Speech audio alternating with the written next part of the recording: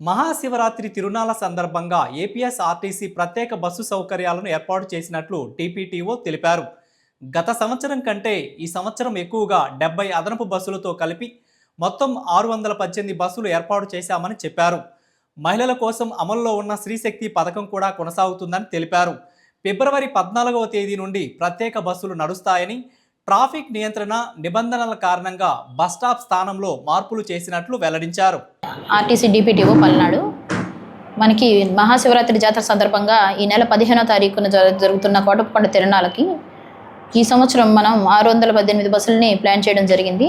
గత సంవత్సరంతో పోలిస్తే ఈ సంవత్సరం దాదాపుగా 70 బస్సులని అదనంగా ప్లాన్ చేసిన జరిగింది.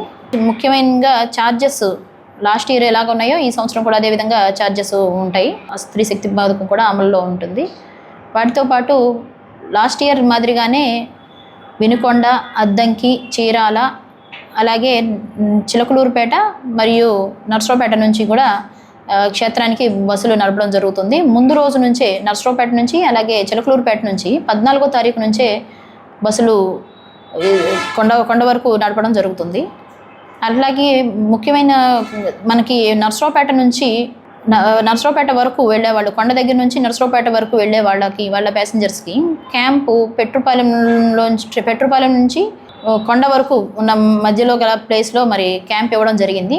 ఎవరైతే రిటర్న్ వెళ్తుంటారో, రిటర్న్ అంటే నర్సరావుపేట వైపు వెళ్ళే వాళ్ళకి, కొండ దగ్గర నుంచి నర్సరావుపేట వైపు వెళ్ళే వాళ్ళకి క్యాంపు మార్పు చేయడం జరిగింది. దీనివల్ల అంటే ట్రాఫిక్ జాము ఇబ్బందులు లేకుండా త్వరగా చేరుకోవడం కోసం భక్తుల అవసరార్థం క్యాంపు మార్చడం జరిగింది. మరి ఈ మార్పుని గమనించవలసిందిగా కోరుతున్నాం.